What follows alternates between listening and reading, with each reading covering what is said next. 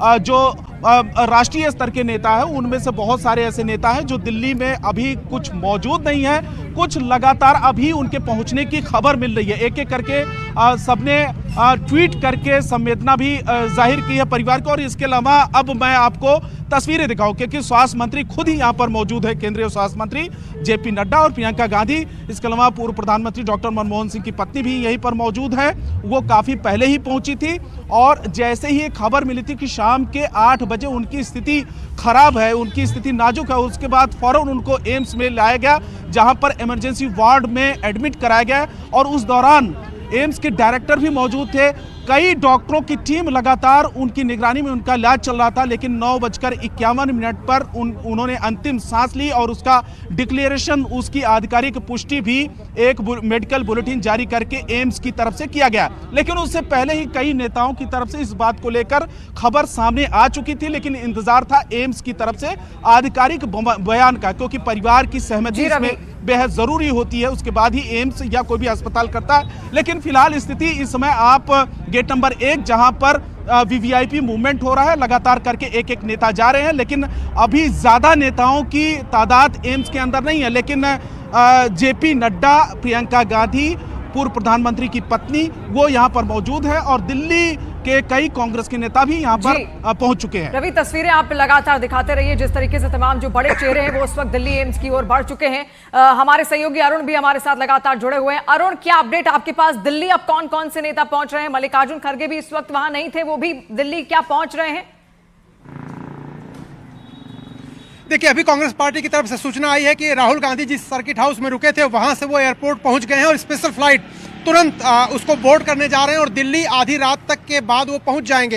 यानी राहुल गांधी, मल्लिकार्जुन खड़गे, कांग्रेस पार्टी की टॉप लीडरशिप जो बेलगावी में कांग्रेस कार्य समिति की बैठक के लिए थी, वो दिल्ली रवाना हो गई है। और मनमोहन सिंह, जो एक कांग्रेस जिनको एक अपूर्णीय क्षति कह रही है अपने ट्वीट के जरिए श्रद्धांजलि में, उनको आखिरी विदाई देने के लिए राहुल गांधी, मल्लिकार्जुन खड़गे, कांग्रेस पार्टी के तमाम नेता एम्स पहुंच रहे हैं। और एम्स की तरफ से जैसे ही आधिकारिक ऐलान हुआ 9:51 पर कि डॉक्टर मनमोहन सिंह को 8:06 पर लाया गया था यहाँ पर, और लेकिन उनको तमाम प्रयासों के बावजूद बचाया नहीं जा सका। उसके बाद कांग्रेस पार्टी ने तुरंत दिल्ली जाने का बड़े नेताओं ने फैसला किया। तो अब ये सूचना है कि दिल्ली सब तमाम नेता पहुंचेंगे। सोनिया गांधी और प्रियंका गांधी वहां पहुंचेंगी एम्स में, वो आज रात में सब लोग वहीं रहेंगे। और इस बात की सूचना भी है कि हो सकता है कि डॉक्टर मनमोहन सिंह के पार्थिव शरीर को कल जब उनके घर सुबह लाया जाएगा उसके बाद कांग्रेस हेडक्वार्टर में भी रखा जा सकता है, इस तरह की सूचना आ रही है। और कहा गया है कि अरेंजमेंट वहां पर किए जाएं। जिन परिस्थितियों में डॉक्टर मनमोहन सिंह ने 10 साल तक हिंदुस्तान के प्रधानमंत्री का पद संभाला और जिन परिस्थितियों में कांग्रेस के तमाम जायंट्स, बड़े नेताओं के बीच प्रधानमंत्री पद के लिए उनकी पसंद सोनिया गांधी द्वारा दी गई थी, उन सब इतिहास को देखते हुए डॉक्टर मनमोहन सिंह को लेकर के कांग्रेस पार्टी में कई तरह के इमोशंस हैं और उसको व्यक्त करने के लिए राहुल गांधी, सोनिया गांधी, कांग्रेस के लिए तो ये एक व्यक्तिगत लॉस है, मतलब देश ने एक राजनेता खोया है। लेकिन अरुण, आपके पास आएंगे। बीजेपी नेता आरपीएन सिंह फिलहाल हमारे साथ मौजूद है। आरपीएन सिंह जी, एक बेहद दुखद खबर है, अब पूर्व प्रधानमंत्री मनमोहन सिंह हमारे बीच नहीं रहे हैं, अब एक लेगेसी छोड़ गए हैं। हालांकि जो उनकी उपलब्धियां रही हैं वो आज भी देश याद कर रहा है। देखिए, सबसे पहले तो मैं श्रद्धांजलि अर्पित करना चाहूंगा डॉक्टर मनमोहन सिंह जी को, और मुझे पूर्ण विश्वास है कि मैं श्रद्धांजलि उनके परिवार को भी देना चाहता हूं इस दुखद घड़ी में। हम उनके साथ डॉक्टर साहब के साथ मैंने काम किया है। मैं जूनियर मिनिस्टर जब वो प्रधानमंत्री थे तो मैं था। एक सरल और सहज व्यक्तित्व के धनी थे और मैं समझ सकता हूं हम सबके लिए एक बहुत ही दुखद घटना आज। आरपीएन सिंह जी, जिस तरीके से देश की अर्थव्यवस्था को उन्होंने अलग ही सीमाएं भारत को दी और जिस तरीके से आज भी देश की अर्थव्यवस्था को उन्होंने, जब वो 2014 में अपने पद उन्होंने प्रधानमंत्री नरेंद्र मोदी को सौंपा, उस योगदान के लिए भी, उस निष्ठा के लिए भी, उस देश प्रेम के लिए भी उनको हमेशा हमेशा हम सभी देशवासी यहाँ पर याद करेंगे। नहीं, बिल्कुल हम सब याद करेंगे और हम सबको याद रखना चाहिए। जब राज्यसभा से उन्होंने, उनका जब कार्यकाल समाप्त हुआ था तब हमारे प्रधानमंत्री नरेंद्र मोदी जी के बारे में पूरा व्यक्तित्व के बारे में पूरा चर्चा की थी और उन्होंने भी उनके योगदान का उनको सराहना की। शुक्रिया आरपीएन सिंह जी हमारे साथ जुड़ने के लिए। और अरुण लगातार हमारे साथ बने हुए हैं। अरुण, अभी आरपीएन सिंह जी हमारे साथ जुड़े थे। जिस व्यक्तित्व की हम बात कर रहे हैं या शख्सियत की हम बात कर रहे हैं, बेहद सादगी थी उनके चेहरे पर, बेहद सादगी थी, बेहद शालीन स्वभाव के वो थे। लेकिन जो योगदान उन्होंने देश के लिए दिया है या जो उपलब्धियां उनके नाम के साथ जुड़ी है, आज भी तमाम पार्टी लाइन से ऊपर उठकर तमाम नेता उन योगदान को भी याद कर रहे हैं, उनकी उपलब्धियों को भी याद कर रहे हैं और नम आंखों से उन्हें आज अलविदा भी कह रहे हैं। देखिए, आरपीएन सिंह आपके साथ जुड़े थे, उन्होंने एक वाकया हमसे शेयर किया था। जब वो जूनियर मिनिस्टर थे मनमोहन सिंह की सरकार में, तो जो कैबिनेट मिनिस्टर्स होते थे वो जूनियर मिनिस्टर्स को काम नहीं देते थे। और राहुल गांधी विदेश की यात्रा पर गए थे, जैसे ही लौटे तमाम जूनियर मिनिस्टर, जिसमें जितिन प्रसाद, ज्योतिरादित्य सिंधिया, मिलिंद देवड़ा, आरपीएन सिंह, ये लोग राहुल गांधी के पास गए और राहुल गांधी इनका डेलीगेशन लेके प्रधानमंत्री मनमोहन सिंह के घर गए। और प्रधानमंत्री मनमोहन सिंह के घर जब जाके इन लोगों ने शिकायत की कि जो कैबिनेट मिनिस्टर्स हैं, उस समय बड़े बड़े कैबिनेट मिनिस्टर कमलनाथ, प्रणब मुखर्जी, इस तरह के कैबिनेट मिनिस्टर, पी चिदम्बरम, इन लोगों की शिकायत थी कि जिन विभागों में उनकी नियुक्ति की गई है वहां कैबिनेट मिनिस्टर्स उनको काम नहीं देते।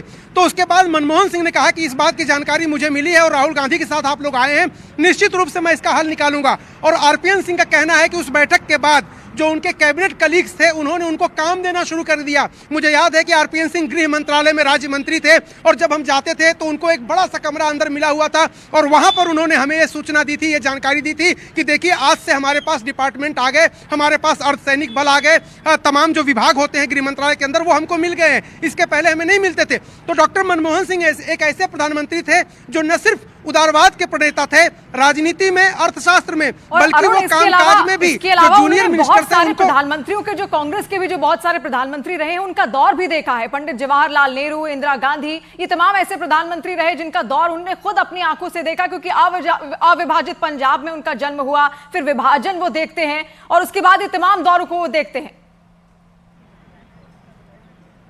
देखिए, डॉक्टर मनमोहन सिंह की जो विशाल शख्सियत थी वो आप देखिए उनके जन्म के समय से जो जिस तरह से उनका राजनीति में तो बहुत देर से आए। वो एकेडमी में रिजर्व बैंक के गवर्नर के रूप में, कैम्ब्रिज यूनिवर्सिटी में पढ़ाई से लेकर के, ऑक्सफोर्ड यूनिवर्सिटी में पढ़ाई से लेकर के, तमाम मंत्रालयों, वित्त मंत्रालय से लेकर प्रधानमंत्री तक के आर्थिक सलाहकार, योजना आयोग के उपाध्यक्ष, इतनी बड़ी पोर्टफोलियो उन्होंने अपनी जिंदगी में संभाली थी वित्त मंत्री के रूप में। और जो मैं कहता हूं आज जो हिंदुस्तान एक आर्थिक महाशक्ति बना है उसके पीछे उसकी नींव में जिम्मेदारियों की, उनके योगदान की, आपके पास हम आएंगे। रवि हमारे साथ लगातार एम्स के बाहर से मौजूद है। रवि, अभी फिलहाल क्या अपडेट मिल पा रहा है, कौन कौन से नेता पहुंचे हैं, कोई जानकारी मिल पाई हो आपको?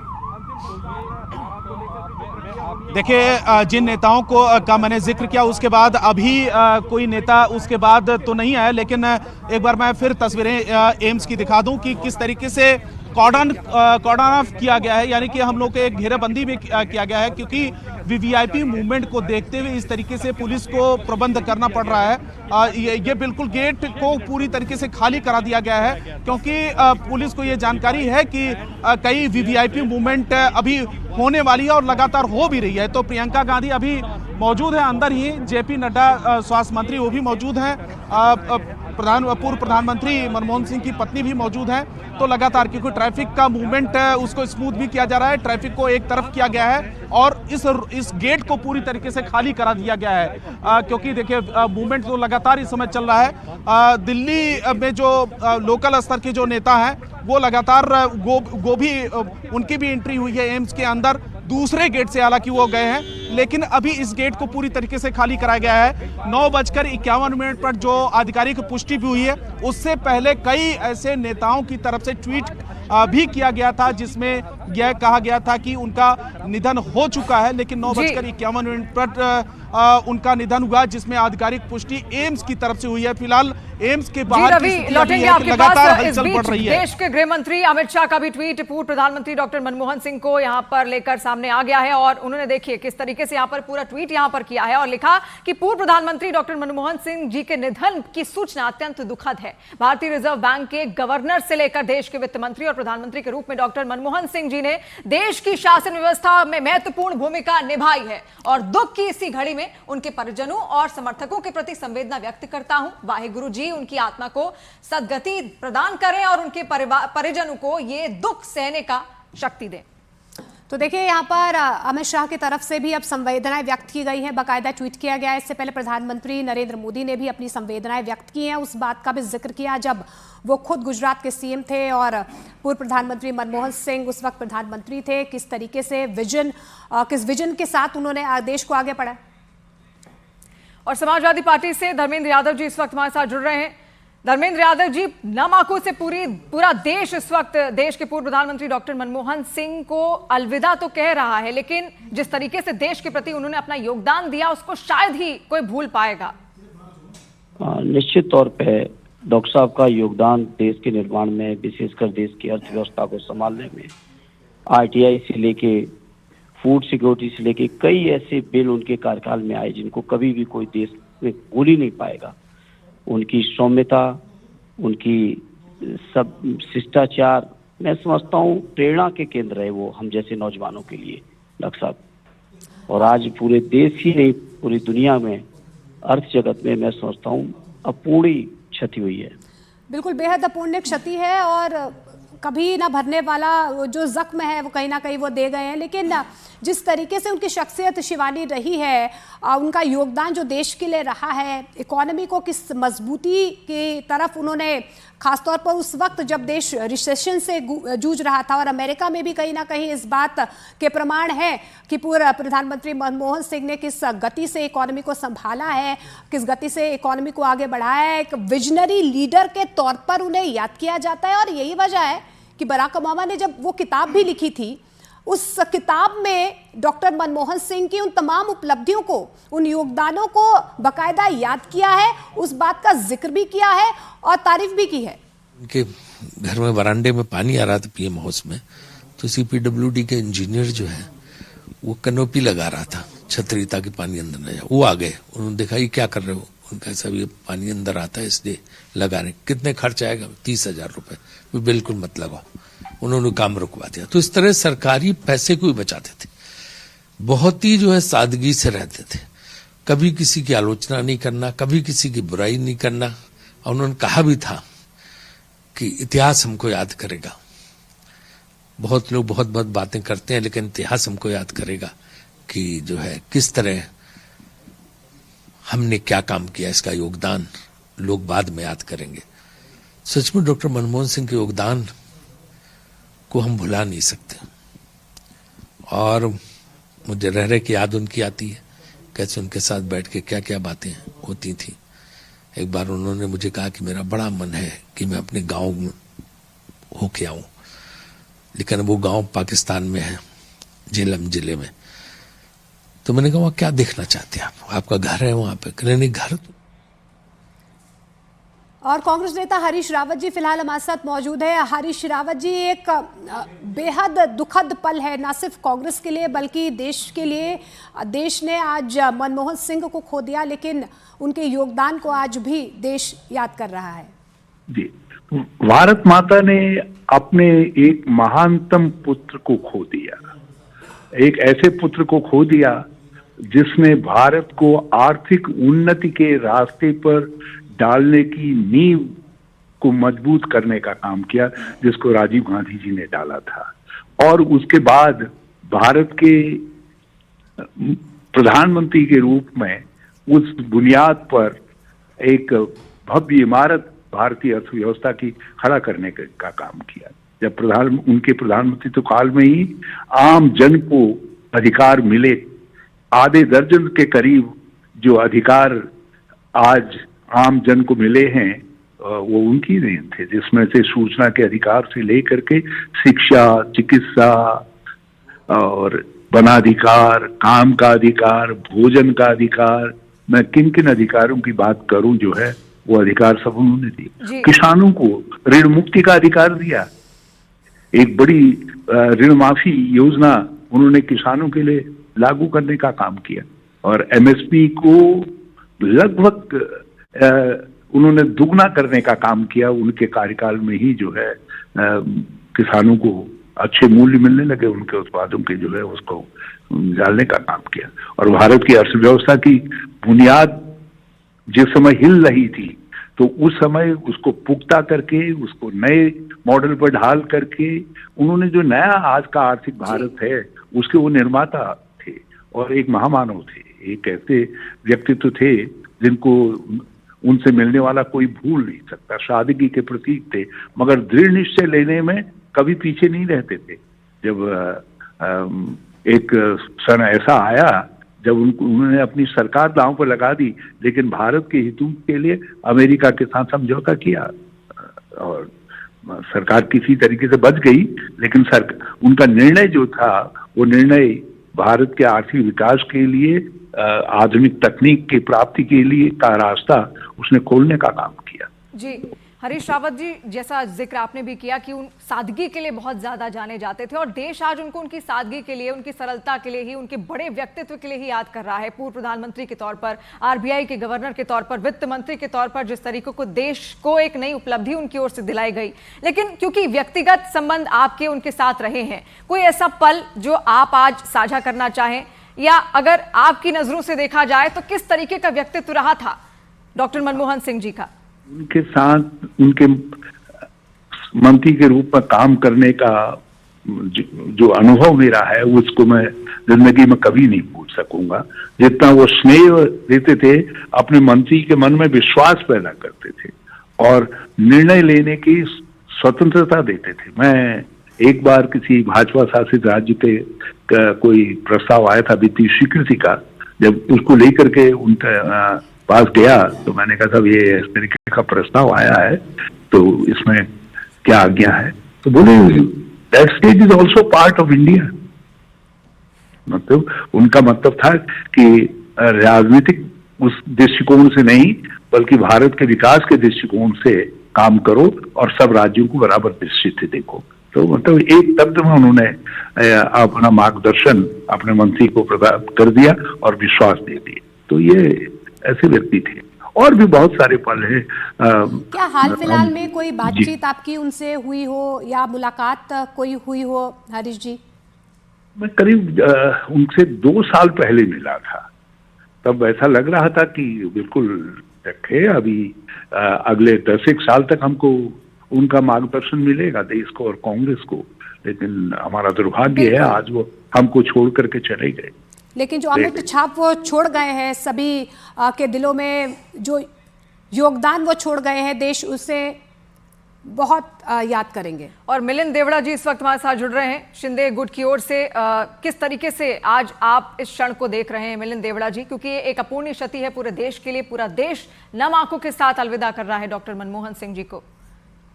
देखिए, मैं डॉक्टर मनमोहन सिंह जी को बचपन से मैं उनको जानता था और जब वे आरबीआई के गवर्नर थे उस समय से लेकर उनकी मृत्यु तक हमारे परिवार के साथ एक बहुत ही गहरा और पुराना एक लगाव था।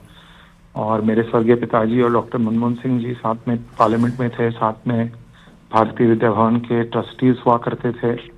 और जब डॉक्टर मनमोहन सिंह जी वित्त मंत्री थे, जब सांसद थे, नेता विपक्ष थे राज्यसभा में, उस समय भी हमेशा मुंबई आते थे और प्रधानमंत्री बनने के 4 महीने पहले तक वे हमारे घर पे ही रहते थे जब मुंबई आते थे। एंड मुझे याद है लास्ट टाइम दिसंबर 2003 में जब मुंबई आए थे, हमारे घर पे रुके थे, उसके बाद 4 महीने के बाद प्रधानमंत्री बने। मैं जब पहली बार सांसद बना उस समय उन्होंने मुझे बहुत एनकरेज किया, गाइड किया।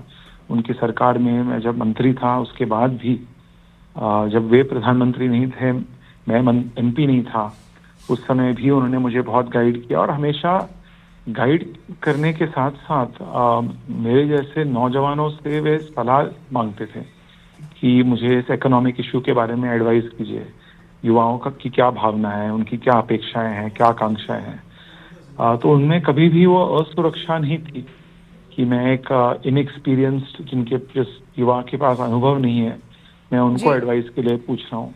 वे हमेशा सभी के साथ सम्मान रूप से सबसे मिलते थे, चर्चा करते थे, एडवाइस लेते थे, बहुत ही एक्सेसिबल थे। एक्सेसिबल केवल टाइम के आधार पे नहीं, लेकिन अपने बैंडविड्थ, अपने जो मानसिक बैंडविड्थ थी, वे हमेशा लोगों को देते थे, अपना समय देते थे और हमेशा नए आइडियाज में विश्वास करते थे। उनकी जो विचारधारा थी बहुत ही परिवर्तनशील थी।